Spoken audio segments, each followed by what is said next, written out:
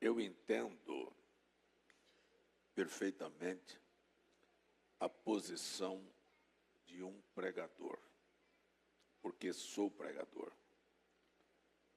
Nós temos na Bíblia o apóstolo São Paulo, que é o exemplo para todos os verdadeiros ministros. E nós temos na Bíblia Paulo dizendo: não digo eu, mas assim diz o Senhor. É um ponto final. Mas temos Paulo dizendo: isto não diz o Senhor, isto é meu parecer. E eu penso que eu tenho o Espírito de Deus. Mas aquilo era apenas um parecer. Era um parecer. Nós temos Paulo escrevendo aos Coríntios, dizendo: eu estou escrevendo acerca destas coisas por informações. Os que vieram da família de Cloé me informaram certas coisas, então, baseado nisto, eu estou escrevendo. Então, você veja que aquilo não é uma revelação, é uma informação. Ele foi informado, e tomando aquela informação, ele escreveu sobre comportamento, sobre vida, e deu o seu parecer. Se você tomar a vida do profeta William Branham, não é diferente. Se você tomar a minha própria posição, não é diferente. Há coisas que eu tenho absoluta certeza que é Deus, e há coisas que eu entendo que aquilo é a melhor maneira. E aquilo é meu parecer. O irmão Branham também foi assim. E isto é mal compreendido. Cerca de 27 anos atrás, eu tive um contato próximo do irmão P.R. Green, que foi um dos Timóteos do irmão Branham, daqueles que conviveram com ele. E o irmão Green me disse uma coisa, conversando comigo, não foi no púlpito ouvindo, mas falando comigo. Ele disse: muitas pessoas acreditam que tudo o que o irmão Branham falou, ele estava tendo uma revelação, uma visão sobre aquele quadro. E ele citou o exemplo. Por exemplo, no livro O Príncipe da Casa de Davi, o irmão Branham testifica que quando Jesus terminou de curar o filho da viúva de Naim, ressuscitar, ele sofreu uma grande dor de cabeça.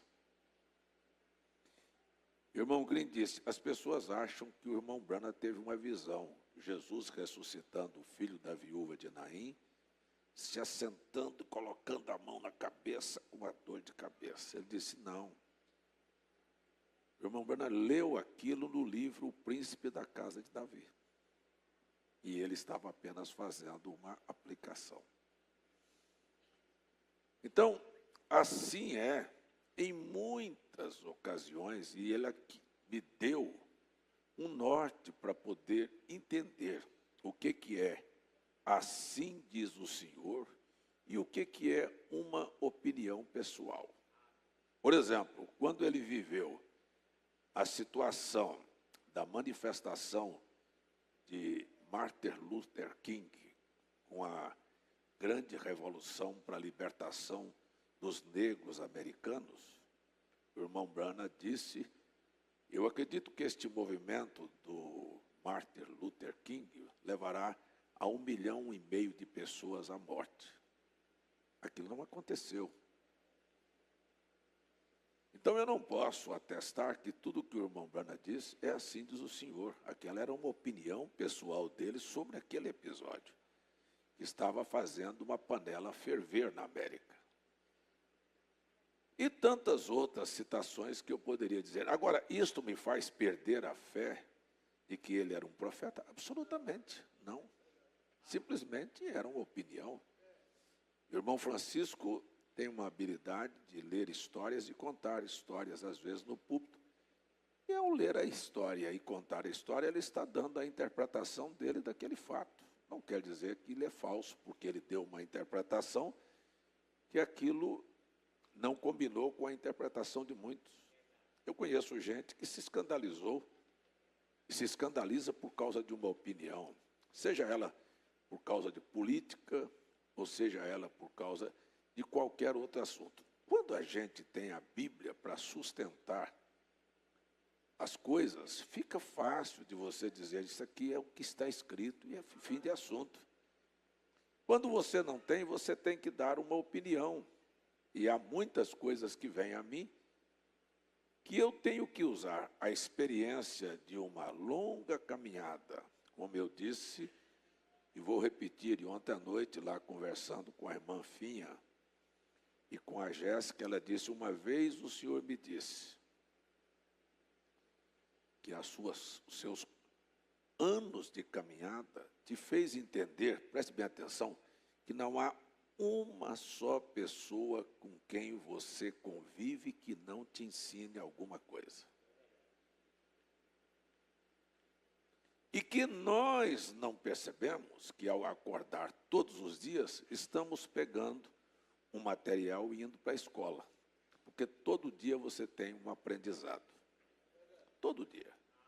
Então ninguém precisa de achar que às vezes é esperto. Eu acho feio gente pensar que é mais esperto do que os outros. Quero só dizer para você que você é um bobo quando você acha que é mais esperto e que está conseguindo levar alguém com a sua espertez. Sabe? Para um pouquinho e pense que você está ensinando a alguém que você é um bobo. E alguém vai descobrir que você é um bobo. Nós estamos vivendo um momento de transição mundial. Eu quero, bem devagar aqui, quero que você me dê a sua atenção e não vá dormir. O mundo não é o mesmo depois da pandemia. Isso é uma coisa claríssima. Antes da pandemia, você não tinha a quantidade de delivery, de entrega de alimento na sua casa. Antes da pandemia, você não tinha pessoas trabalhando home office, trabalhando dentro de casa e tendo salários e resultados muito bons. Você não tinha, antes da pandemia, um monte de coisas que hoje é uma realidade. Então, eu vou ser um pouquinho mais específico. Até antes da pandemia, as minhas campanhas evangelísticas funcionaram bem. Mas tudo mudou. E aquilo que funcionava tão bem, não funciona.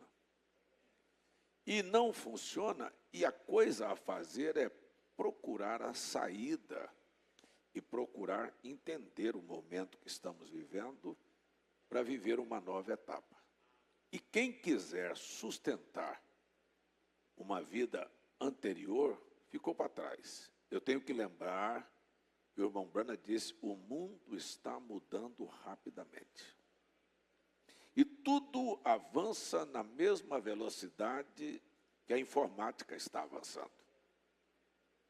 Eu me lembro, e chegou um tempo, é uma coisa estranha, que aqui em João Pessoa, quem tinha o melhor computador fui eu. Eu fui aos Estados Unidos e o Kias me deu uma relação de coisas para comprar. Naquela época você tinha computador com 2 GB de memória. E quando eu procurei um HD lá de 10 GB, eu não encontrei, só encontrava de 30. Ele queria um de 10, porque de 10 já era muito avançado. Para nós aqui, nem tínhamos computadores daquela maneira. Mas aí eu comprei um de 30. E quando ele montou, ele disse, pai, isso é uma máquina, é um avião, uma coisa não existe aqui. Ele mexia com isso. Então eu disse, mas o que é um HD de 30 GB hoje? Não roda os programas. Não dá conta de rodar os programas. Então, aquilo foi numa evolução, passou para 500, depois passou para terabyte, e lá vai as coisas avançaram. Então, eu não posso ficar pensando de ter um computador de 2 GB de memória, ou de cartão de memória, para poder armazenar as coisas. Mudou. E as coisas mudam. Você não quer ter um celular daquele que foi lançado, que parecia um tijolo. Você quer um celular que responda rapidamente a tudo que você for fazer. Então, o fato é que as coisas estão mudando. Nós estamos tendo, na atualidade, um homem que é considerado um dos mais ricos do mundo e mais inteligente, Elon Musk, esteve aqui no Brasil, e hoje é um braço direito do governo americano. Ele revolucionou os carros, ele revolucionou a informática, a telecomunicação, ele revolucionou o espaço aéreo, com naves que ele está mandando, e foguetes e tudo mais. E agora, ele não está preocupado com carro, nem com espaço aéreo, está preocupado com a economia mundial. Então, tudo o que ele está focando é em cima do que as pessoas não entendem. Ele entende que o dinheiro, o papel que nós usamos é o atraso de vida, tanto dos governos como da vida das pessoas. Por que você acha que o seu salário perde o poder de compra? Você não entende. Você só sabe, mas é inflação. Por que não segura essa inflação? Porque o Banco Central controla o dinheiro do mundo. Então ele diz, isto é uma coisa que precisa mudar e vai mudar rapidamente. Então, a previsão e o olhar deste homem é que daqui a 5 anos nós não tenhamos mais dinheiro circulando. Porque a continuação seria um atraso. Ele quer que as coisas avancem. E ele não apenas quer, mas como visionário e um homem inteligente, ele aplicou bilhões da sua fortuna em dinheiro virtual, chamado de Bitcoin. Então, ele está dando os indicativos do que ele pensa a respeito. Por que eu estou dizendo isto? Porque eu estou olhando o livro do Apocalipse, que tem 3 divisões: o que foi, o que é e o que há de ser. Apocalipse está dividido assim, você vai entender o Apocalipse assim. O Apocalipse é uma resposta que Jesus ficou devendo aos discípulos quando perguntaram: quando serão estas coisas, que sinais haverá da tua vinda e do fim do mundo? Então ele disse, essas coisas estão ocultas, nem o Filho sabe, mas unicamente o Pai. Ele não tinha nem ido à cruz ainda, ele esperava um momento próprio para dar uma resposta. E lá na ilha de Patmos, falando a um remanescente, eu queria que você guardasse isso, é uma escola, eu acho que nós vamos ter um monte de informações aqui, de fatos atuais. Então ele olha lá no ano 90 e fala a um remanescente. Todos os apóstolos haviam morrido. Nós temos talvez 540 citações na Bíblia falando sobre remanescente. E remanescente é aquilo que restou. Ninguém quer ficar com o resto. As pessoas querem avançar. Mas aqui está uma necessidade. E Jesus, então, aparece a João. João não escreve o Apocalipse advindo da sua cabeça. Jesus dita para João o que ele deveria escrever. Eu quero que você escreva as coisas que você está vendo. Eu vou te mostrar passo a passo. Então ele escreve, por exemplo, começando os 3 primeiros capítulos do Apocalipse, falando sobre uma dispensação gentílica que é distribuída e repartida, chamada de 7 eras da igreja. 7 períodos, 7 tempos que a igreja sofreria, e tomou 7 igrejas da Ásia Menor para representar cada um período. E a gente precisa parar para segurar isto. Depois que ele termina de mostrar o que haveria de acontecer, aí ele vem e diz, agora eu vou te mostrar as coisas que depois destas haverão de acontecer. Então ele passa a falar sobre dias futuros. E a primeira coisa que ele passa é, quando terminar o período das eras, guarde bem o que eu estou dizendo, quando terminar o período das eras, alguém vai ser chamado, subir cá. Isso fala de arrebatamento. Isto fala de noiva. Eu quero mostrar para você as coisas que vão acontecer depois do arrebatamento. Mas antes que isto venha a acontecer, que é a razão de estarmos aqui, porque quantos estão aqui que aguardam a vinda do Senhor? Então há uma série de coisas que vão se montando. E aí você tem os selos, que foi como, eu vou falar isto, os selos que foi como Satanás atuou durante os 7 períodos que a igreja estava na terra. Estes selos, você vai ver, o irmão Branham traçou isso assim, ó, cada era absorve traços da era anterior e acumula em si os males e as bênçãos e avança para alguma coisa a mais. É assim que as coisas funcionam. Então, quando nós tomamos o caminho, o prosseguimento das eras, nós entendemos que cada dia o pecado aumenta. Deixa eu falar uma coisa, nós estamos vivendo o último período, e eu quero dizer para você que o que está acontecendo hoje nunca aconteceu antes. Nunca o inferno esteve tão quente como está agora. Você não me entendeu? Nunca você enfrentou problemas na sua vida hoje que você houvesse enfrentado há alguns anos atrás. É uma distância, é uma mudança, sabe, assim, tão acelerada, e que se você olhar, parece que nós ficamos assim, sem saber que decisão tomar daqui para frente. Porque o inferno está acelerado, as coisas estão aceleradas, você não sabe como se livrar daquilo, porque aquilo é uma coisa tão nova, que respondendo, Apocalipse capítulo 9, o profeta disse, porque o Lúcifer não é burro, como muitas pessoas dizem, o capeta põe debaixo do pé e pisa em cima, ele diz, ele é o ser mais inteligente. E você não percebeu que ele estudou o comportamento de toda a sociedade.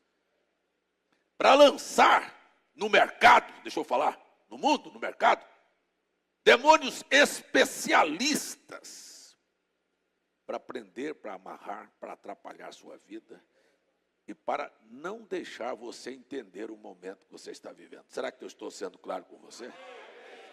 Isso é como nós temos na Bíblia o exemplo daqueles moços que seriam atirados nas fogueiras. A fogueira foi 7 vezes mais aquecida. Nós estamos vivendo a 7ª era da igreja. É o tempo mais quente, é o tempo mais difícil, é o tempo mais complicado. É o tempo que a gente não precisa nem se preocupar com aqueles que se foram. Nós precisamos nos preocupar com os que estão.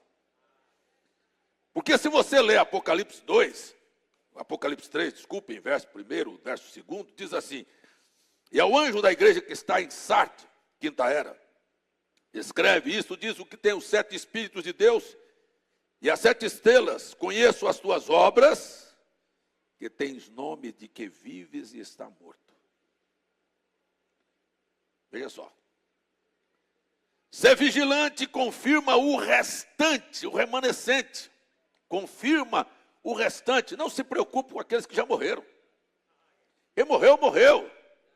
É a hora do salve-se quem puder. Vocês estão me entendendo? Confirma aqueles que estão, assim, ó. Confirma aqueles que estão para morrer. E a minha mensagem desta manhã é uma confirmação para que você entenda que você não pode morrer. E a minha preocupação é manter você vivo. Sabe, tem muita preocupação de um médico assistir a alguém que está tendo um infarto ou está tendo algum problema, em mantê-lo vivo. Há muita preocupação de dizer, quando você sentir alguma coisa lá no seu coração, faça vontade de tossir. Mesmo que você não esteja com vontade de tossir, comece a tossir, porque você faz o seu pulmão funcionar e você mantém seu coração ativado. Então, há alguma coisa que você tem que fazer. E eu estou aqui nesta manhã para manter você vivo. Eu estou falando alguma coisa para que te fazer tossir, fazer você reagir, para você não morrer, porque a hora é de morte na terra. A hora é que o diabo quer te prender. É tão engraçado que as situações são tão diferentes. A gente às vezes lê a Bíblia. Estava Israel na Babilônia. E os babilônicos disseram aos judeus, nos cante uma canção. E eles disseram, nós não cantamos canção do Senhor em terra estranha. Isto é o que o diabo está fazendo. Você está vivendo aqui no teu país, dentro da tua casa, dentro da igreja, mas você acaba estando numa terra estranha. E você não tem forças. E você acha que o sagrado não pode ser tocado numa hora em que você está numa circunstância. Lá na Babilônia, eles eram judeus. Eles tinham que ter cânticos. Eles tinham que ter na sua boca alguma coisa para espantar o momento que eles estão vivendo. E eu estou tentando falar para você exatamente isso, que na sua boca você não pode fechar a boca, porque o poder da vida e da morte está na sua boca. E se o diabo conseguir fazer você não cantar, não louvar, não exaltar, não enaltecer a Deus, você já está morto. Eu quero que você entenda que não importa a circunstância que você esteja, o lugar que você esteja, o problema que você esteja enfrentando, abra a sua boca e diga, me ajuda a me manter vivo, Senhor.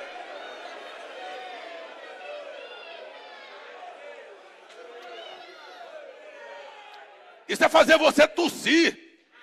Isso é desengasgar você. Isso é você a ter coragem de dizer, sabe, eu não estou dando conta, tem alguma coisa querendo me matar. Não sei se você percebe que o diabo quer acabar com você, quer acabar com a sua vida, quer acabar com a sua espiritualidade, quer acabar com você, quer trancar a sua boca. Se você não tiver coragem de clamar a Deus, de abrir a boca, você vai morrer, você já é um defunto.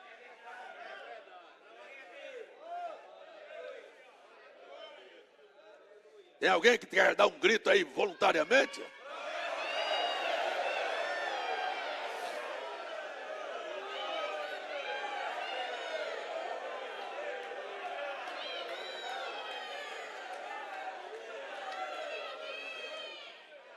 A verdade é esta, a fogueira está acesa, está aquecida.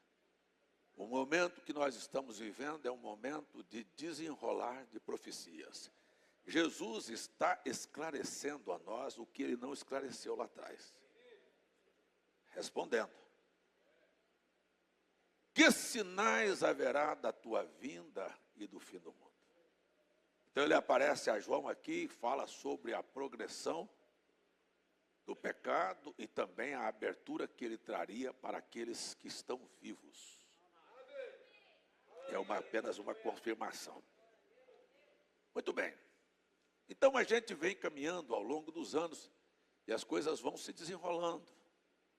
Um problema aqui, uma mudança acolá, e a situação do mundo vem avançando. Agora, na semana que nós estamos encerrando e iniciando agora, nós tivemos algumas coisas bastante interessantes. Deixa eu pegar isso aqui um pouquinho. Há 100 dias atrás, nós tivemos a eleição do presidente americano. O Trump volta ao poder nos Estados Unidos. A frase principal do discurso de Trump é esta: nós vamos fazer a América ser grande novamente. Este é seu objetivo, levar a América a ser grande novamente. Ser o quê? Ser o que a Bíblia diz, ser o que o profeta falou, ser a besta do Apocalipse 13. Todos nós sabemos, Apocalipse 13 temos duas bestas. Uma que emerge das águas e outra da terra. Ela sobe de lá. Ela vai aparecer. Agora, estas duas bestas, uma vai dar poder à outra. Gente, vamos colocar os pés no chão. Eu quero dizer para você que isto não é o fim. Isto é apenas o início da montagem de um quebra-cabeça. Então, alguém está querendo fazer a América ser grande, ou seja, alguém está querendo fazer a América ser uma besta, ter um poder influenciador, um poder dominante, um poder político e financeiro. Quer que a América seja assim, quer derrubar o comércio mundial da China, quer derrubar as outras nações e dizer, não, nós somos o maior poder político e financeiro do mundo. Ele disse, nós vamos chegar. A esquerda esteve no governo passado dos Estados Unidos e todo mundo viu a confusão que deu e chegou. E agora, se foi o Trump, voltou, e não voltou como ele veio no governo anterior. Eu quero falar para você sobre mudança. Quando ele voltou agora, depois da esquerda ter dividido, ele não ganhou a presidência dos Estados Unidos. Ele ganhou a Câmara do Senado e ganhou a Câmara dos Deputados. Ele votou com toda a força e com todo o poder. Então, ele não precisa hoje de mendigar. Ele tem na sua mão o poder para fazer mudanças. E ele fez o que ele não fez no governo anterior. Ele chegou lá. Eu estou falando um pouquinho sobre política para eu te dar uma situação do mundo. Ele não voltou fazendo promessas. Eu quero só dizer para você.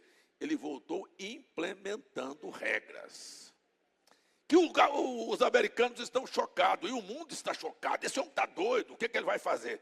E ele tem como seu braço, vou voltar a dizer, o tal do Elon Musk. Alguém que está querendo mudar e precisa mudar para chegar a fazer a Bíblia estar no lugar que ela precisa estar. Porque a profecia diz que chegaria o tempo em que ninguém compraria ou venderia sem ter o sinal da besta. Quando ele propõe fazer um dinheiro virtual que esteja em operação no mundo, ele está dizendo, se você não entrar nesta linha, você está fora. Isto é o que a Bíblia diz. Você vai ter que tomar uma decisão. Só que a gente está falando de uma coisa futurística. Eu vou falar para você. Sabe? Estou falando de algo que vai ser implementado pela besta, Jean. Ei, mas você não pode ser besta a ponto de acreditar que a besta vai fazer isso com você. Porque antes da besta implementar este poder, a igreja já foi embora.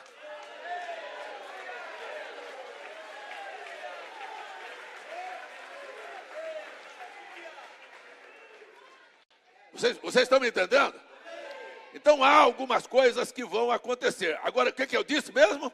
Antes que a besta implementasse o seu poder como besta, a igreja teria ido embora. Foi assim? Você acredita nisso? Mas antes da igreja ir embora, tem alguma coisa para acontecer. E quando eu venho e subo nesta plataforma e dou o relato bíblico do que está por acontecer, é que antes da vinda do Senhor, a igreja sofreria um avivamento, os pastores não aceitam. Onde é que o pastor César arranjou isto? Teve um pastor que perguntou para um irmão, você acredita mesmo naquilo que o pastor César está pregando? Mas é lógico. Por quê? Porque precisa haver um avivamento do remanescente. Porque, na verdade, nós estamos precisando de uma sacudida. Estamos ou não? Você está pronto? Você sabe que não está. Nós estamos precisando de algo que nos prepare para isso. Nós estamos falando de uma frente que está se levantando contra nós, de um poder satânico 7 vezes mais aquecido, e que você está lutando contra ele, e você está achando tudo estranho, não estou dando conta de vencer, não sei como sai. Eu estou dizendo para você que tem uma saída.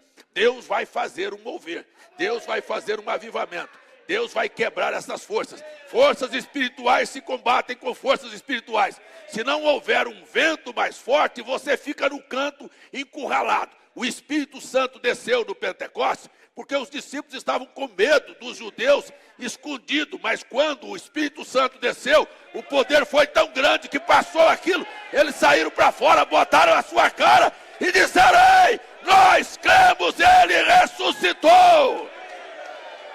O poder da ressurreição vem. Então uma tempestade que os colocou no canto, veio uma outra tempestade do lado oposto e começou a empurrar de volta aquilo que está pressionando. Eu quero dizer que todos os poderes do inferno e todas as especialidades e tudo que o diabo fez para encurralar você, Deus vai te dar graça para mandar isso de volta para o inferno. Isso é o que o avivamento vai promover.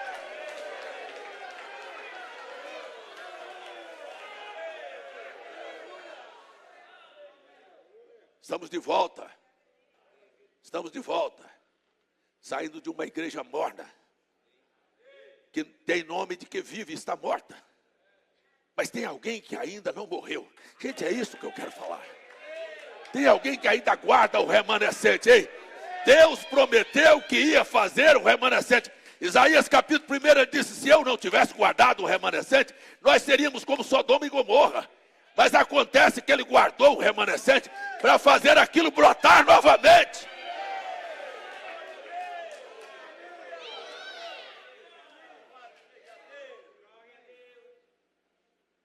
Quem está satisfeito com os poderes das doenças, com os poderes das finanças acabadas, com os poderes das famílias destruídas? Vamos terminar assim? Quem é que quer ver um reviravolta?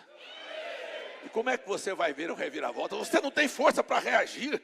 Gente, eu estou falando para vocês de coisas que eu estou aqui no púlpito batendo. Se eu falar, gente, vamos estar todo mundo na live do meio-dia, cada um tem uma desculpa. Ei, gente, vamos tirar um dia para a semana, pelo menos um dia para evangelizar, cada um tem uma desculpa. Eu já convidei, não dei conta. É só começa e o fogo apaga. Ninguém prossegue. E você briga com o povo o tempo todo. Por quê? Porque eu sei que há uma força contrária. Só que eu não posso me acovardar. Eu não posso pensar naqueles que já morreram. Eu estou tentando manter você vivo. Eu estou tentando fazer a igreja funcionar. Estou tentando fazer você andar. Estou tentando você orar. Estou tentando fazer você glorificar. Estou tentando fazer você evangelizar. Estou tentando você fazer mudar de vida. Eu estou tentando fazer você estar vivo. Para você não morrer. Eu estou tentando confirmar sua fé. Até que venha um poder maior para poder entrar em você e te dar aquilo que você está precisando. Posso ouvir seu amém?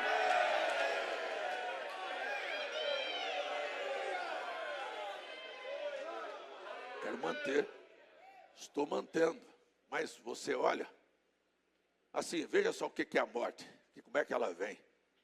A pressão é tão grande que os pastores disseram, sabe, pode tirar a rolha da piscina que não tem mais eleito. Não precisa mais evangelizar porque os eleitos virão. Nos conformemos em ser aquilo que somos. Eu disse e volto a repetir, agradecido por ser o que sou, amém, mas conformado jamais. Não é com questão de ordem financeira, não, em todos os aspectos. Você não pode conformar com doença, sabe, você não pode conformar que eu orei e a resposta não veio, mas ela virá.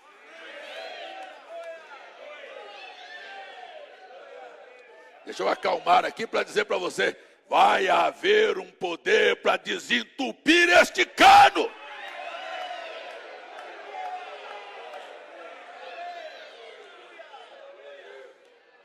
Você não ficará dizendo, eu não sou o que quero ser. Você vai dizer, eu sou o que eu quero ser. Você não vai dizer, a menos que você não queira ser, mas quem tem alguém aqui que quer ser igual a Cristo?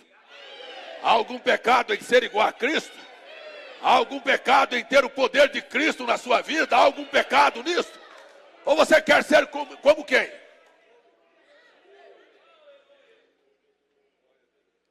Então deixa eu voltar no meu assunto. Então nós estamos vivendo nesta hora em que as pessoas estão debaixo de uma pressão, não conseguem entender a pressão do momento, não consegue sair e a tendência é, escute bem, esfriar e desanimar.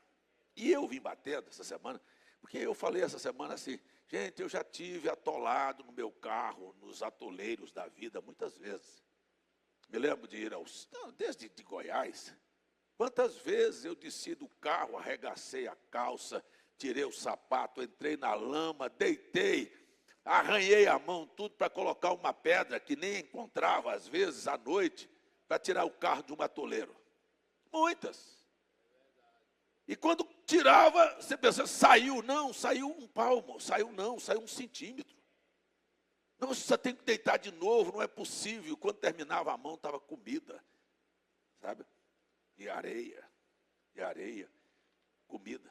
Daqui um pouco, você conseguia sair. Se você desanimasse, você ficava lá.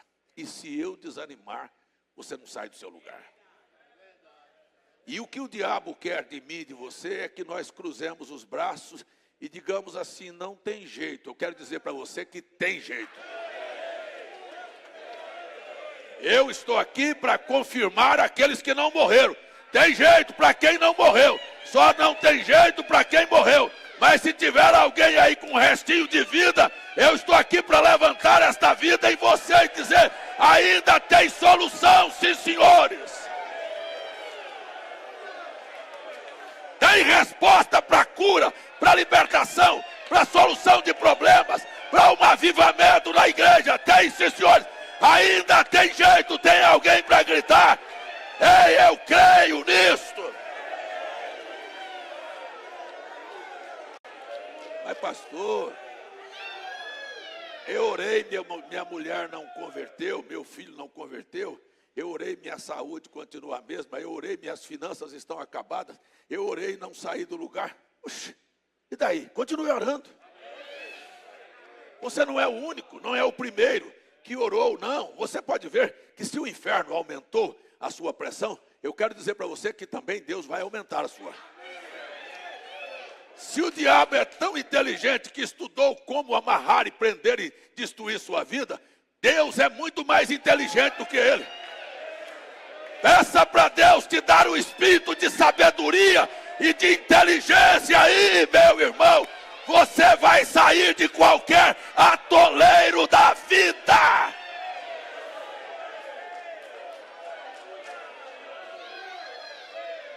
Você quer ver uma coisa? Quando você chega em Apocalipse 13, diz, aqui há sabedoria. Sabe, se você não tiver essa sabedoria, você não vai ver a sutileza de como aquilo vai acontecer. Você simplesmente vai na onda do povo. Bom, deixa eu voltar. Então, há 100 dias atrás, o poder político do mundo foi reforçado com a eleição do Trump. E disse, vou voltar a fazer a América ser grande. Esse é seu propósito. E para ser grande e ter domínio, ele tem que ter alguma coisa nova. Alguma coisa que ele já considerou como retrógrado, atrasado, o poder financeiro, o poder do dinheiro físico. E precisava de uma moeda virtual para que isto avançasse no mundo. Bom, essa é a primeira colocação. A segunda colocação, paralelamente, a gente não está olhando, mas a Bíblia diz isto, está escrito, que haveria um poder religioso que se surgiria. Aí você vê um Papa, eu vou citar o nome, por favor. Você vê um Papa Francisco que está caminhando numa linha e morreu. Aí a igreja parou e o mundo ficou olhando quem vai ser o Papa. E como o irmão Francisco gosta de dizer, amamos Papa. Eu não tenho Papa. Mas ele diz que temos um Papa. Eu não tenho Papa. Você tem Papa? Não. Ele gosta de dizer, temos Papa. Estou brincando com ele. Porque esta é uma frase católica. Nós temos um pastor. O sumo pastor. Mas só estou brincando porque esta é uma frase que os católicos carregam na boca. E o irmão Francisco estava aqui o tempo todo acompanhando, sabe, a eleição do novo Papa. Assistindo. O irmão Jean está entregando, assistindo. O que é que vai sair? Ele não me assiste, mas assiste o Papa. Aí, é brincadeira. Mas aí, eu estou falando, aí, então o mundo ficou voltado para essa situação. Quem será o novo Papa? Os grupos da mensagem, eles são, é engraçado, especialistas em criar ideias, em formar ideias. Foi bastante o Papa na Capela Sistina soltar a fumaça branca, já chegou no meu celular. Está vendo o cumprimento da profecia do irmão Brana? Mas são rápidos, viu? Na mesma hora já chegou dizendo, o irmão Brana disse que quando levantasse um Papa dos Estados Unidos, o Concílio Mundial de Igrejas estaria operando. E o irmão Brana disse, isso é engraçado. Eu estou falando isso do púlpito aqui há muito tempo, ninguém acredita. O Papa está convencendo muita gente. Muita gente da mensagem. Que não sabe nem o que está falando. Sabe? Mas o irmão Brana disse que quando isso tivesse para acontecer, antes disto, Deus iria juntar o seu povo. Aí você para, batista, presbiteriano, assembleiano, congregacional, porque o irmão Brana disse assim, que este poder desceria para todos se juntarem. É aquilo que eu prego há muito tempo, que as duas chuvas estariam juntos e passariam por cima das cercas e fariam os patos nadarem juntos. Você olha isto apenas como grupo da mensagem? Não, o irmão Brana diz que é batista, presbiteriano, assembleiano, porque o avivamento não trará pessoas para o tabernáculo. O avivamento levará pessoas para Cristo.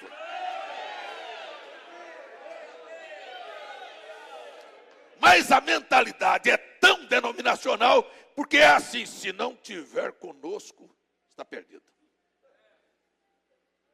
E isso foi o que o irmão Brana pregou contra o tempo todo. E eu preguei muitas vezes assim, porque fui ensinado assim.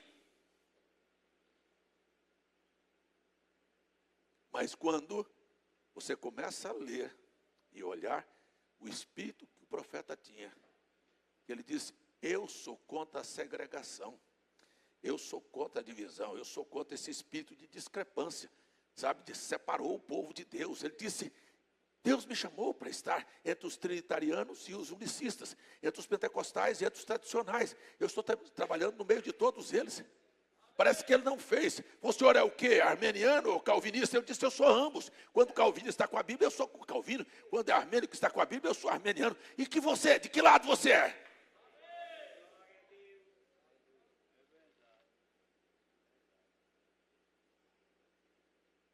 Então, quando ele vem e diz que algo está se movendo, você preste atenção no que eu estou dizendo. O profeta diz assim, Deus tem filhos em todas estas denominações. Eles estão presos numa cerca, mas o Espírito Santo os tirará da cerca. O dia que você entender que tabernáculo não vale nada e o que vale é Cristo, você está no caminho para receber uma enchente na sua vida. O dia que você entender que estes grupos da mensagem, que não são nada melhor do que denominação, não, o Brana diz da mensagem, o sinal que seriam piores. Porque ou você crê no retorno, ou você não tem. Ou você crê na nuvem, ou você está fora. Ou você crê nisto, ou naquilo, ou na segunda vinda de Cristo, que já aconteceu ou não, você está fora, está excluído. Escuta, onde é que eu vejo isso na Bíblia? Onde é que eu vejo no profeta? O profeta diz, se você crê que Jesus vem numa nuvem branca, glória a Deus. Se você crê que ele vem montado num cavalo branco, glória a Deus. O importante é que você crê que ele vem. O jeito que ele vem não me interessa, eu quero é estar lá e você. Coisa é esta. Mas ele disse, não é assim que agem. Ele disse, aquele que não está comigo no meu galinheiro, o teu pau de galinheiro está cheio de cocô.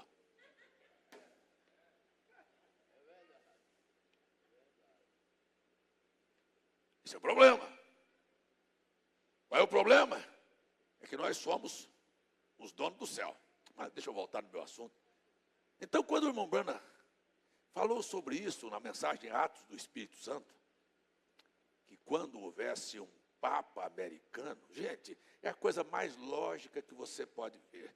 Se a Bíblia está tratando de duas bestas, o irmão Brana disse, veja só, uma é civil, a outra é religiosa, mas ambas saem dos Estados Unidos. Uma representa a religião Roma, e a outra representa o poder político, financeiro, governo americano. Quando ele disse que essas duas bestas estariam juntas, e que isto desencadearia o Concílio Mundial de Igrejas. Mas antes do Concílio Mundial de Igreja, Deus juntaria seu povo. Então presta atenção, que antes que aquilo aconteça, tem alguma coisa para acontecer. Vocês estão me entendendo? Então, a coisa tem um mover de Deus para acontecer. Eu aqui na plataforma respiro fundo e com muita segurança diz: não tenho dúvida, nunca tive, de que vai haver um avivamento. Espera aí. O que é avivamento? Avivamento começou no país de Gales em 1904 com Evan Robert. Evan Robert era dono do avivamento ou foi apenas a ponta que começou o avivamento? As igrejas que existiam lá no país de Gales filiaram-se todas a Evan Robert? Não. Elas continuaram. O mover de Deus passou de uma para outra e as coisas foram tomando proporção e Deus salvou. Agora eu quero parar aqui para você entender que o diabo é um pouquinho mais inteligente do que os teólogos e do que os crentes. Eles acham que Deus entregou o mundo à perdição. E eu paro aqui nesta manhã para dizer: você conhece alguma coisa maior do que o sacrifício de Jesus pela humanidade? Deus amou o mundo de tal maneira que deu seu Filho para que todo aquele que nele crê não pereça, mas tenha vida eterna. Ora, se o diabo preparou uma cilada para levar as pessoas à perdição, você acha que Deus ficou de braço cruzado e disse: todo mundo vai se perder, todo mundo vai se perder, ninguém vai entrar, só entrar aqueles que estão lá no tabernáculo, que são os belezinhas do mundo. Nunca vi povo tão preguiçoso, tão ruim para acordar, e ainda acham que são donos. Me desculpem, se alguém quiser ficar ofendido, essa semana alguém já me confrontou e disse: você está muito duro nessas lives. Eu disse: eu estou duro? Acho que eu estou frouxo. Estou precisando de botar uma chave que está rodando. O irmão Zé Francisco me ensinou ontem como é que aperta. Talvez você não saiba, gostei. Ele disse que tinha quebrado o caminhão, lá perto de Fortaleza, num lugar onde havia muito assalto. E ele disse, foi tirar os parafusos lá do, não sei se do cardano, não sei de onde, lá do carro. E estava tirando, mas chegou um que a chave passava direto. Ele disse: Deus, me ajuda a sair desse lugar aqui, eu vou ser assaltado. Como é que faz? Eu não tenho outra chave. Quando eu ponho aqui, ela passa direto, está rodando, está rodando, está rodando, está rodando. Do mesmo jeito que está acontecendo, eu vou apertar, e a chave passa direto. O que faz? Ele disse que naquela hora ele nunca nem imaginou, deitado debaixo do caminhão, vem um andarilho com um saco nas costas. Doido. Um saco nas costas, caminhando. Parou. E ele está debaixo do caminhão e disse: ei, está tentando tirar essa porca aí, ela está rodando. Como é que foi? Assim mesmo a pergunta, como é que foi? Está passando direto. Ele disse: não, está não. Ele disse que deu vontade de ser bem mal educado, que estava nervoso. Não tem nada, não passa. Aí chega um doido. Chega um doido para perguntar: você não está dando conta de tirar aí não, porque está passando direto? Ele disse: está passando direto. Ele falou assim: a chave estava toda melada de óleo e de graxa, de tentar tirar lá o parafuso. Ele disse: por que você não passa essa chave na areia?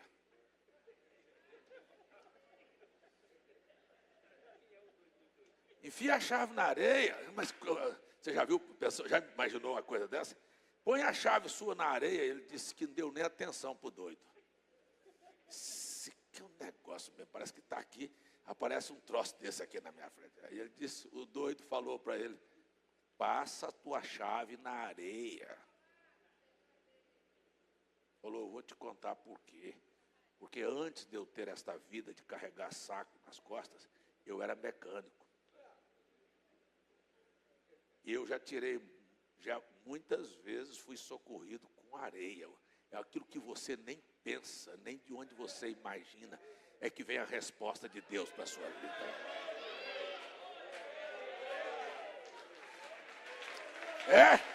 Levantou lá, foi lá, enfiou a chave melada de óleo na areia, criou uma crosta por dentro. Quando ele botou, o que ele fez? Rodou. Saiu fora. Então eu quero dizer para você, de onde você não está esperando, Deus enviará a resposta para teu clamor. É da maneira mais louca que você pode pensar, mas Deus não está alheio ao teu clamor.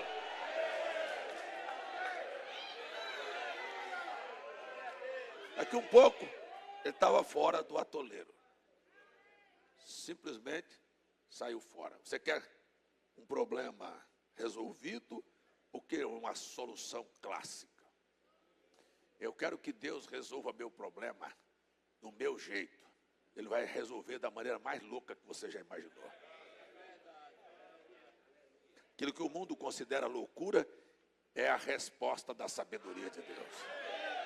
Posso ouvir seu amém ou não? Hein? Davi era a solução para derrotar um gigante. Quem é que botava fé nele? Sabe, a Bíblia é clara em dizer, não despreze o dia das coisas pequenas. Sabe, Deus vai se manifestar assim. Então eu quero dizer para você que o quadro vai virar. O mundo está olhando aqui. O mundo está olhando aqui não é para César Augusto. O mundo está olhando quem vai ser o novo Papa. César Augusto está com ele todo dia. Estava olhando quem era o Papa.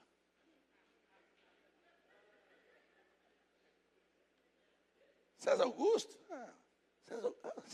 César Augusto? Quero saber quem é o novo Papa. É só isso, gente. Ninguém está vendo a solução. Mas deixa eu voltar. Então, daqui um pouco, anunciaram que era um americano. Agora todas as profecias estão cumpridas. Enganou, meu bem.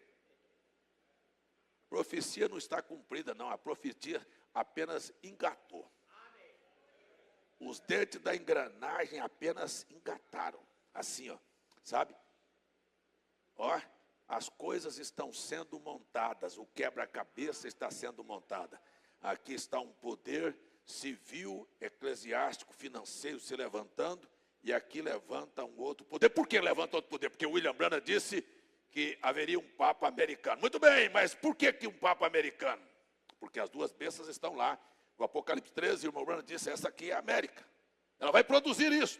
Mas ela produziu um profeta e ninguém deu crédito nisso.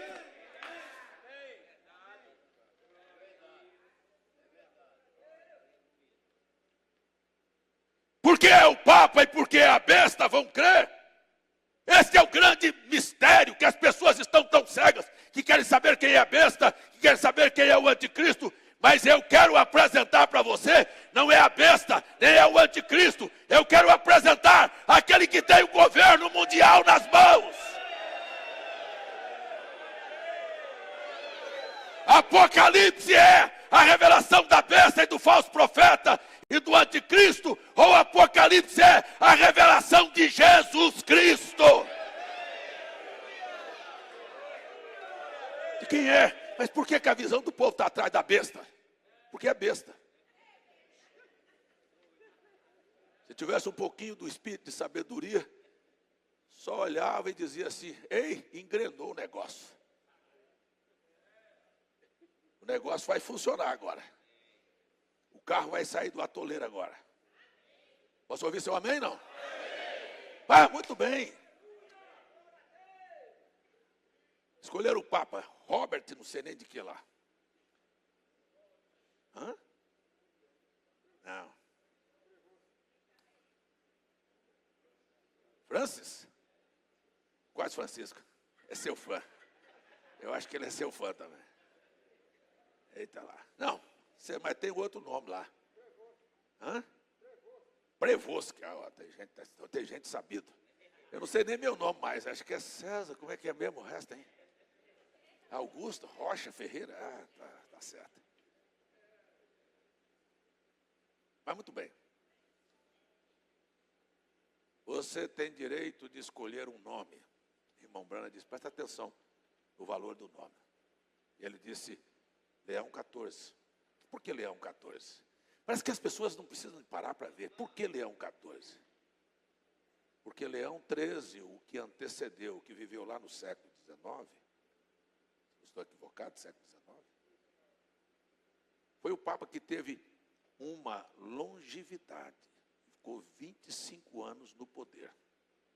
Foi o Papa conciliador. Veja só que a profecia do irmão Branham está dizendo, a palavra do irmão Branham está dizendo que haverá um concílio. É isso mesmo, Jean? Século XIX mesmo? Está olhando aí o Papa?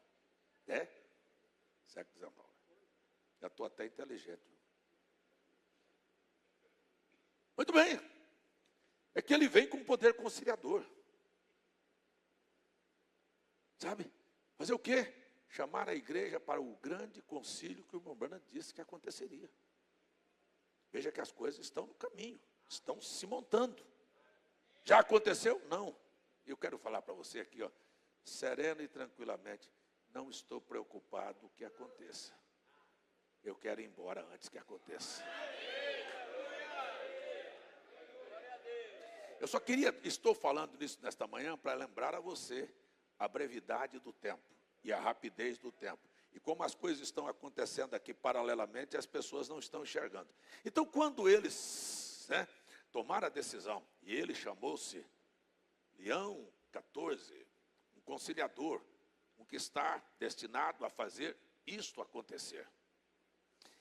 Da mesma maneira, mas você vê o outro lado, porque a minha Bíblia e a tua Bíblia diz que a primeira besta daria poder à segunda. Então precisa de um poder político para apoiar o que esse homem vai fazer. Aí você para. Ele, ao escolher o nome, em Leão 14, a sua frase inicial diz, eu sou filho de Agostinho. Quem foi Agostinho? William Branham disse, foi o homem a quem Deus ofereceu uma oportunidade de ter o Espírito Santo e rejeitou. E foi o homem que abriu a Inquisição. E que levou milhões de pessoas à morte. Eu estou falando agora para você entender que as coisas não estão acontecendo apenas por acontecer. Elas estão trabalhando dentro desta engrenagem profética. Então você veja, vai haver um concílio, mas quem não concordar vai ser perseguido, vai ser morto. Mas antes que isto aconteça, Jesus levou sua igreja. Mas antes de Jesus levar a sua igreja, ele vai fazer exatamente o que fez. Antes do povo entrar em Jericó e as muralhas caírem, Raabe foi salva. E não foi salva Raabe, foi salva toda a sua família, toda a sua casa. Eu quero dizer que antes dessas coisas acontecerem, uma catástrofe mundial, Deus disse, eu vou balançar tudo que tem que ser balançado e vou destruir. Mas antes de destruir, ele vai visitar a tua casa. Ele vai visitar a tua família, ele vai visitar você.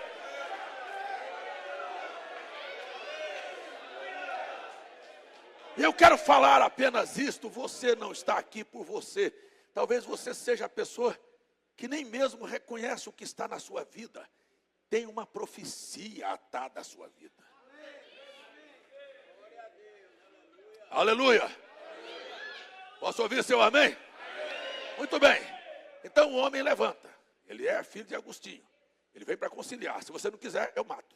Mas antes de ele matar, nós vamos embora. Paralelamente, depois que Trump foi eleito, veio um bispo, veja onde, de Constantinopla, nascido na cidade de Istambul, que é a antiga Constantinopla, e ofereceu a Trump uma cruz como uma honra, dizendo, isso aqui foi a cruz que Constantino viu naquela época para a sua vitória. Está olhando para o Trump, está olhando para a primeira besta, e ele olha e diz, e você é o Constantino. Disse, você é o Constantino. O que ele estava dizendo? Você é aquele que vai trabalhar como Constantino. Vamos pegar a história?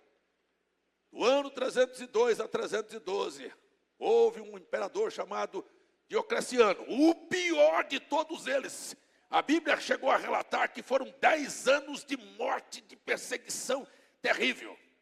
Levanta-se Constantino no ano 313 e assina o Edito de Milão e diz: todo mundo é livre para adorar a Deus, nós todos somos irmãos.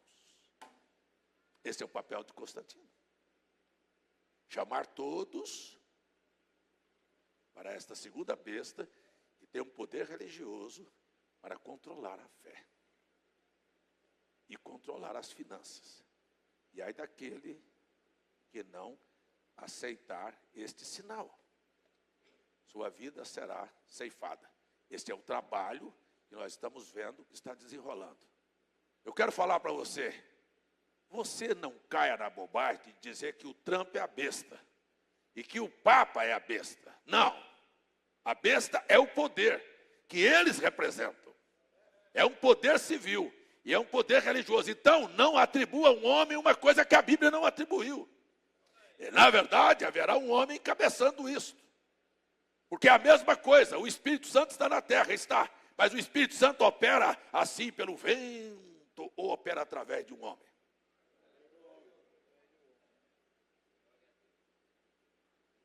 A gente precisa ter o pé no chão nesta hora, para não sair daqui falando bobagem. Para não sair daqui conversando asneira. Para não sair fazendo interpretação. Eu quero dizer para você que nós estamos apenas observando de longe. E isso é que é maravilhoso, gente, é maravilhosíssimo. Estamos observando de longe que as Escrituras estão se cumprindo. As coisas que hão de ser estão diante dos nossos olhos. Mas que coisa boa é saber que quando Jesus olhou tudo isso que estava para acontecer, ele disse: mas como você foi fiel em guardar a palavra da minha paciência, eu te guardarei da hora da tentação que está vindo sobre toda a terra. Há uma cilada, há uma arapuca, há uma coisa armada. O profeta avisou. O irmão Brana falou o que haveria de acontecer. E ele tinha suas visões. Ele tinha suas imaginações. Ele era um pregador como eu. Ele simplesmente estava dizendo: quando chegar esse, nós estamos perto. Por quê? Porque há alguma coisa que está sinalizando para essas duas bestas. Esses dois poderes se levantarem, fortalecerem. Tudo que o leão fez, 13 fez, foi fortificar a igreja. E tudo que esse quer fazer é levar a igreja a esta conciliação, de se tornar forte novamente. Ei! A mamãe vai chamar os filhos de volta para casa. Mas o papai também está chamando os seus filhos de volta para casa. Enquanto o Concílio Mundial de Igrejas tenta prender as pessoas e calá-las, e não dar forças para elas cantarem os cânticos de Sião, porque estão em Babilônia, a igreja de Cristo louvará a Deus de maneira alta, com bom som, dizendo: nós não vamos fechar a nossa boca, nós vamos louvar a Deus, porque nós vamos voltar. Há um remanescente que vai voltar a Jerusalém, há um remanescente que vai voltar a Pentecostes, há algo nos chamando de volta para ser aquilo que a igreja foi. Será que eu posso ouvir seu amém? Ora, eles saíram e foram levados para a Babilônia. E Deus disse, eu li isso aqui essa semana, no culto de terça-feira. Eles foram levados para a Babilônia e era para ter sido destruído completamente, não ter sobrado nada, não ter remanescente. Quer que eu diga para você? O diabo não gostaria que nós estivéssemos aqui. Já viu a história daquele ônibus que capotou?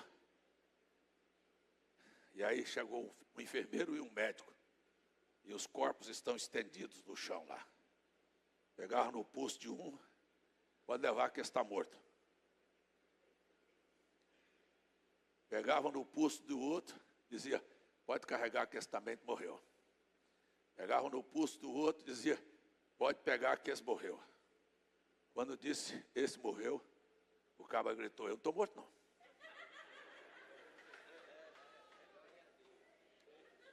Leva porque está morto. Eu não estou morto não. Ei, cala sua boca, rapaz. O doutor disse que você está morto, mas eu não estou morto. E eu quero dizer para você, o diabo pode profetizar o quanto você quiser. O quanto ele quiser que você morreu, diga aí. Mas eu não estou morto. Eu ainda creio, eu estou vivo. Eu creio, tem vida. Eu estou aqui lutando para me manter de pé.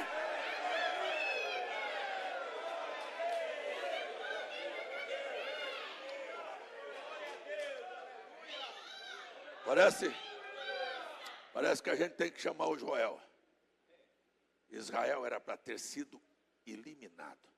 Só que a profecia de Jeremias disse: vocês vão, mas vocês voltam. Vocês vão para o cativeiro, mas eu trago vocês de volta. Vão passar, vão passar 70 anos. Foi aonde lemos em Jeremias, aqui esta semana. Vão passar, mas eu vou trazer de volta. Quem se lembra da escritura? Jeremias o quê? 23? Vamos ver aqui. E eu termino já. Hein? Quem é que quer que eu termine? É 29. 29. Porque assim diz o Senhor: certamente que passados 70 anos na Babilônia, vos visitarei e cumprirei sobre vós a minha boa palavra, tornando a trazer-vos a este lugar.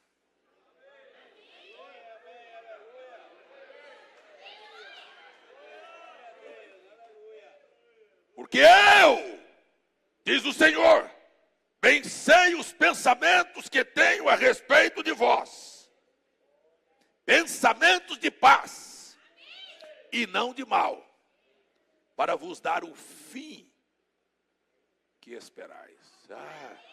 Eu estou esperando ver a besta aparecer, o Concílio Mundial de Igrejas apertar, e eu não ter dinheiro nem para comprar e nem vender. É isso que você espera, você vai ter. Mas se você está esperando a vinda do Senhor, antes que estas coisas aconteçam, Ele te visitará e te tornará a trazer de volta. Deus vai dar o fim. Deus vai dar o fim, o que cada um espera. Deixa eu voltar aqui. Então invocareis, ireis e orareis a mim. Eu não sei se você gosta disso. Hein? E eu vos ouvirei. Buscar-me-eis e me achareis, quando me buscardes com todo o vosso coração.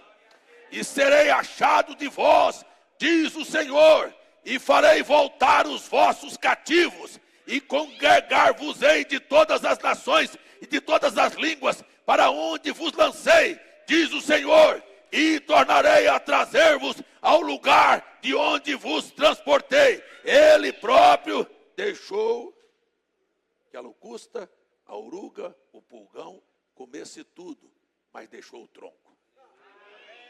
Isto se chama remanescente. Chama remanescente. E agora, cadê o Joel? Cadê os músicos? E ao som das águas, eles voltarão a brilhar. Eles vão brotar novamente. Aleluia! Então Jeremias vê o que está acontecendo. E quando você parte para as lamentações, ele lamenta profundamente a condição que o povo estava vivendo. A situação da igreja, a fase presente, o momento, a hora. Eu não posso elogiar. Confirma os que estão para morrer. Esta é a mensagem. O diabo quer acabar com tudo. E era para ter acabado. E Jeremias vem então no livro de Lamentações, capítulo 3. E diz assim. Estou terminando, gente. Estou terminando. Você diz graças a Deus? Não diz graças a Deus aí? Graças a Deus que eu estou terminando. Está com fome? Graças a Deus, né? Tem.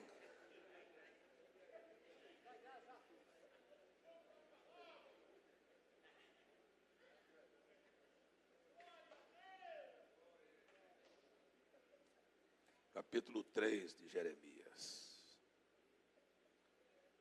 Minha alma certamente disto se lembra. Ai, Que tempos gloriosos, em que o templo de Salomão estava em pé, em que os muros estavam cercando a cidade, em que todos entravam e olhavam e diziam: que privilégio morar aqui. E de ano em ano, 3 vezes ao ano, saíam de todas as partes para celebrar o Senhor. Que coisa! Mas agora, só cinzas, só destroços, portas queimadas, muros quebrados, templo destruído, tudo acabado. Aonde está a cidade? Onde está a glória de Sião? Cantem cânticos do Senhor. A boca estava travada, não há razão para cantar. E talvez você não encontre razão para cantar, nem para orar e nem para glorificar a Deus. Mas eu quero dizer que aquele povo que restou eram judeus. Não importa se eles estavam na Babilônia, não importa se eles estavam falidos, não importa se eles estavam no cativeiro, mas eles eram judeus. Eu quero dizer que você é filho de Deus, não importa a condição em que você esteja. Se alguém está doente, você é filho de Deus. Se está endividado, você é filho de Deus. Se está com problema na sua vida, você é filho de Deus. Eu quero dizer que ao som das águas, você vai voltar a cantar.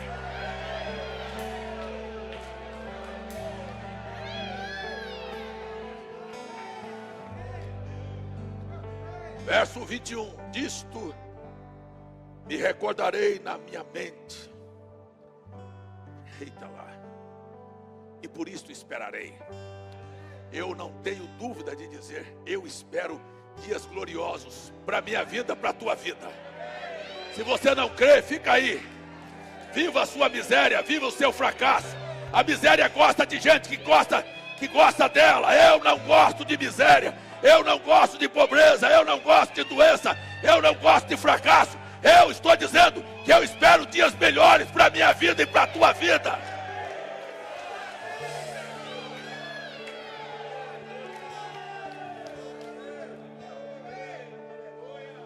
E aí Jeremias, dizendo as frases mais bonitas: as misericórdias do Senhor são a causa de não sermos consumidos. Se você achou que o diabo queria remanescente, ele não queria. Ele não queria nem um pedaço, nem uma pedra, nem um muro, nem uma porta. Ele não queria nada, ele queria ter destruído tudo. Mas o remanescente ficou. Para você lembrar que ainda Deus tem um povo aqui na terra.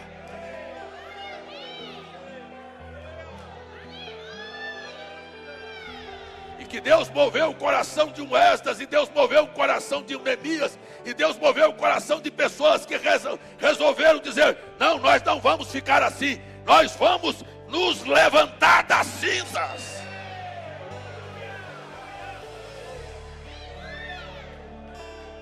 Tem alguém aí para gritar?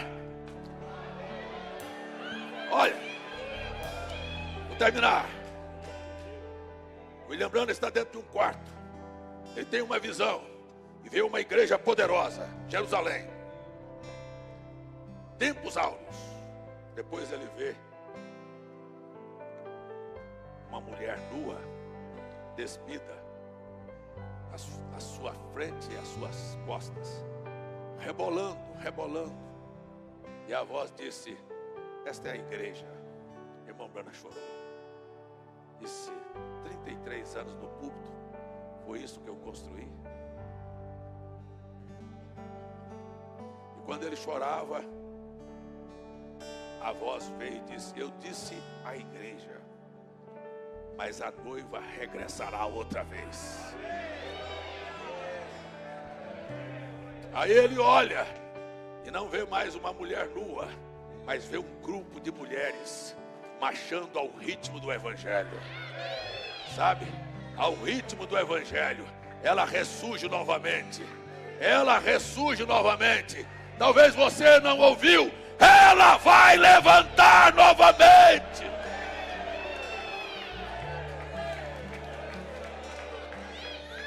Quero dizer que eu não perdi meu tempo aqui não.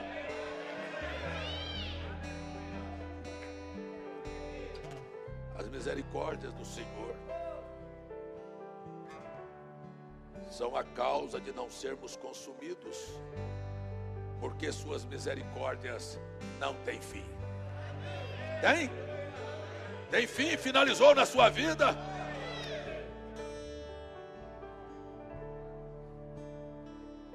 Novas são cada manhã. Não é para você. Novas são cada manhã. Amanhã deste dia ela já se renovou. Aí você disse: mas grande é a minha fidelidade. Você é um fracasso, eu sou um fracasso. Nós somos fracassos. Ontem à noite eu preguei isso em Campina Grande. Pedro afirmou: eu morro pelo Senhor. Morre. Você vai me negar hoje. Antes que o galo cante, você vai me negar 3 vezes. Pedro não traiu Jesus, não negou Jesus. Pedro negou sua confissão. Eu quero dizer para você que não é apenas Jesus que você tem negado, não. Você não é fiel ao que você fala. Você não sustenta o que você fala. Nós não sustentamos, não há fidelidade em nós. Você promete e não cumpre, eu estou falando muito.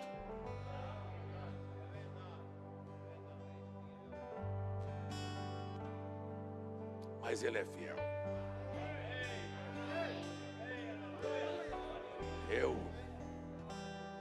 tracei novamente a última noite no barco. E eu o vi assentado na beira da praia. Eu vi uma coisa que eu nunca tinha parado nas Escrituras. Como é que Deus pode vir fazer peixes multiplicar? E depois ainda pedir: traga eles aqui, que quem vai prepará-lo para você sou eu. Deus vai servir sua mesa.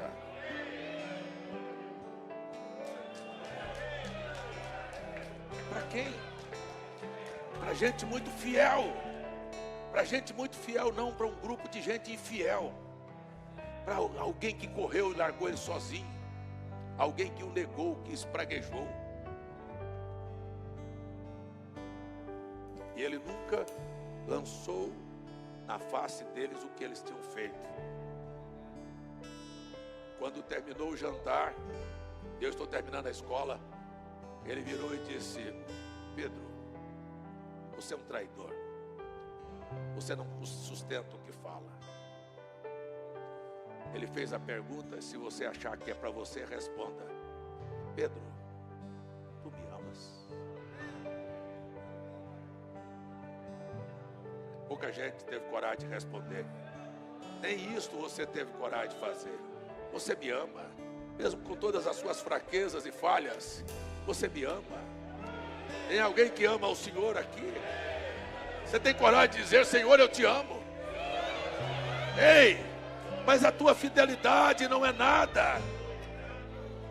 E ele olha para Pedro tranquilamente e disse: mas eu agora já tirei de você o apostolado. Tirei as chaves da tua mão. Acabei com você. Você não serve. Você está descartado. Ele virou e disse: então, toma conta das minhas ovelhas. O dia que você souber o que é tomar conta das ovelhas, é o dia que você olhar para alguém que fez o que você fez, errou, falhou, foi infiel, e dizer assim: mas todo sumo sacerdote tomado entre os homens é constituído com dons a favor dos homens, para que ele possa aprender a se compadecer dos ignorantes e errados, porque ele também é um ignorante e é um errado. Qual de nós somos melhor do que alguém aqui? Então, o dia que você quiser condenar o seu irmão, condene você primeiro.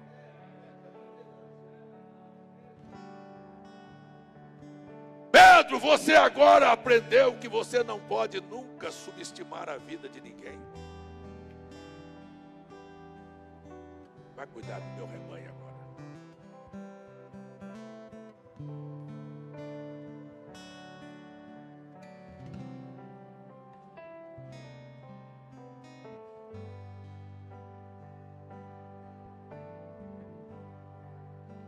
A minha porção é o Senhor, diz a minha alma. Diz a sua também, não? Portanto, esperarei nele.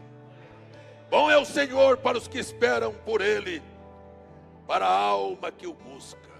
Bom é ter esperança e guardar em silêncio a salvação do Senhor. Bom é para o homem suportar o jugo da sua mocidade.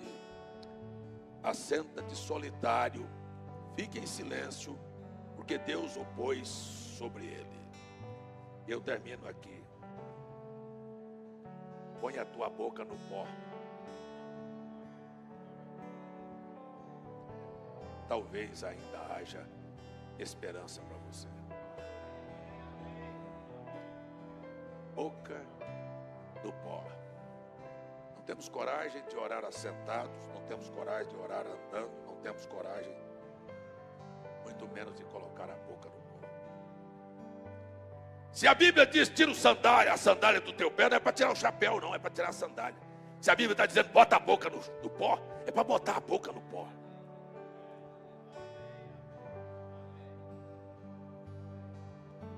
Procure o teu lugar.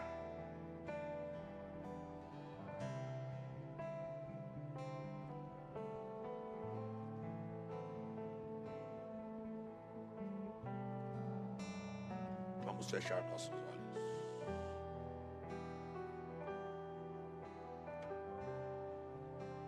É incrível, o irmão Francisco estava lá em Brasília, quando eu preguei aqui terça-feira, e falei para as irmãs, eu não quero falar para você fazer isso aqui, porque a posição ficaria muito incômoda para você.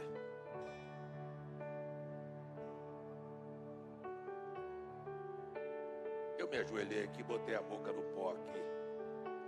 No pó não, isso aqui não é pó não, isso aqui é porcelanato. É no pó mesmo. É no pó mesmo, não é no porcelanato. Me ajoelhei aqui, botei minha boca aqui. Mas estando lá na praia sozinho esta semana, fazendo uma caminhada no entardecer, essa escritura me veio na mente e eu me lancei na areia e fiz questão de botar minha boca na areia e deixei lá, me estendi no chão e com a boca no pó eu passei um tempo buscando em Deus uma inspiração para a vida. E quando terminei, estava a marca daquele homem deitado na areia. Eu fui ao redor e passei meu pé e saí fazendo um círculo ao redor daquelas marcas do pó. E quando terminei, eu disse: Lua, você está testemunhando o que aconteceu aqui agora. Mar, você está testemunhando o que aconteceu agora. Terra, você está testemunhando o que aconteceu agora. Diabo, você está testemunhando o que aconteceu agora. Deus, eu cumpri tua palavra. Eu estou buscando. Talvez haja esperança para nós.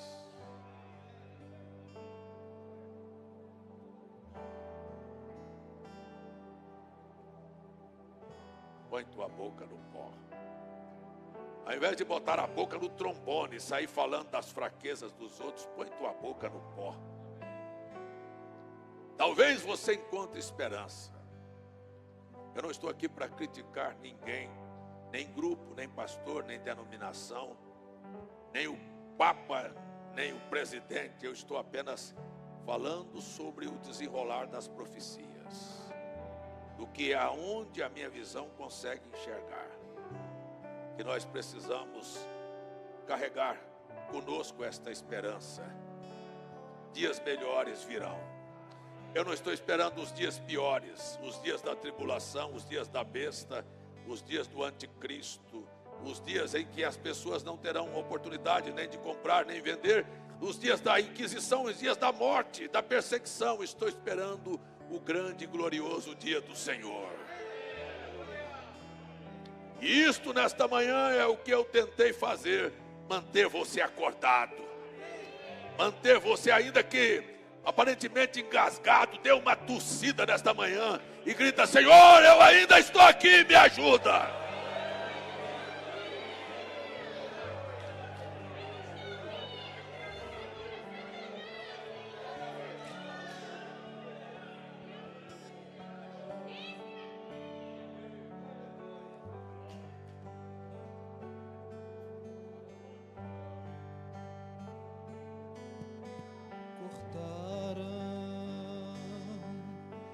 Árvore cheia de vida cortaram, e os frutos que ela produzia se acabaram. E chega alguém e diz: acabou a história aqui. Não acabou, não! Diga: eu ainda estou aqui. Ainda bem que a resposta vem do céu, e a última palavra quem determina ainda é Deus. Alguém diz: só restou raiz, mas Deus diz: tem vida aí, e eu vou restituir. Vamos ouvir o hino.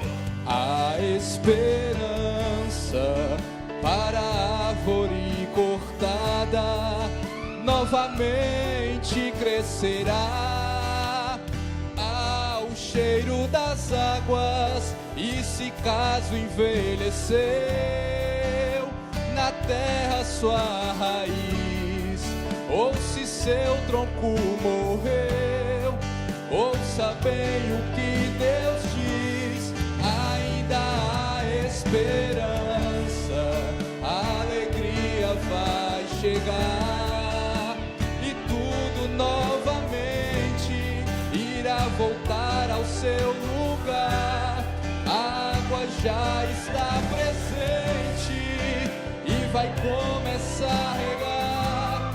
Vai ser tão lindo o testemunho que você irá contar. Eu fui uma árvore cortada, mas ao cheiro das águas vi Deus minha vida restaurar. Agora é hora de você levantar sua mão. Agora é hora de você levantar sua mão e gritar: aviva-me, Senhor! Reaviva-me, Senhor! Levanta-me, Senhor! Faça-me brotar novamente! Que eu escutava alguém dizer: até tinha estrutura, mas veio a morrer. Eu me lembrava da promessa pra não desanimar. Essa promessa me dizia, essa promessa me garantia. Ainda há esperança! Que ainda há esperança para a árvore cortada novamente crescerá ao cheiro das águas.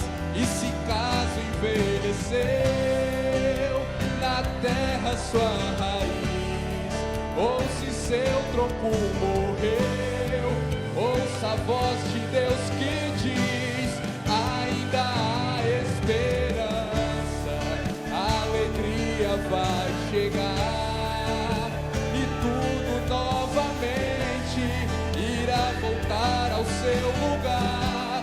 A água já está presente e vai começar a regar. Vai ser tão lindo o testemunho que você irá contar, dizendo: eu fui uma árvore cortada, mas ao cheiro das águas vi Deus minha vida restaurar.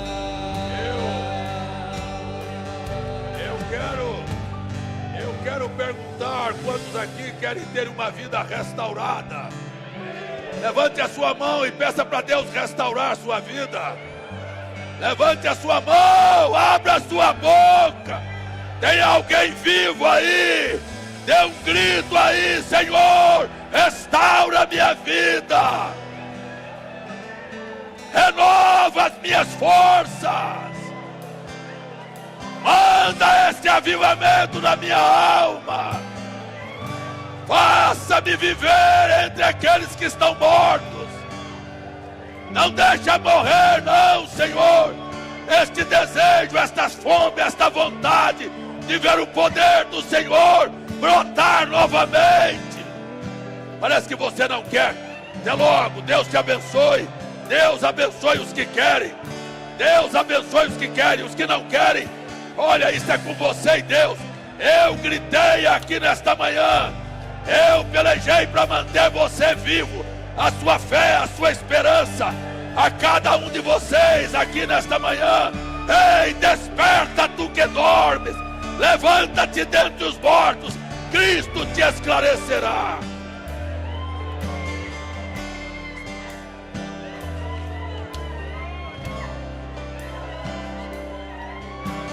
Você não quer gritar, né? Deus abençoe você.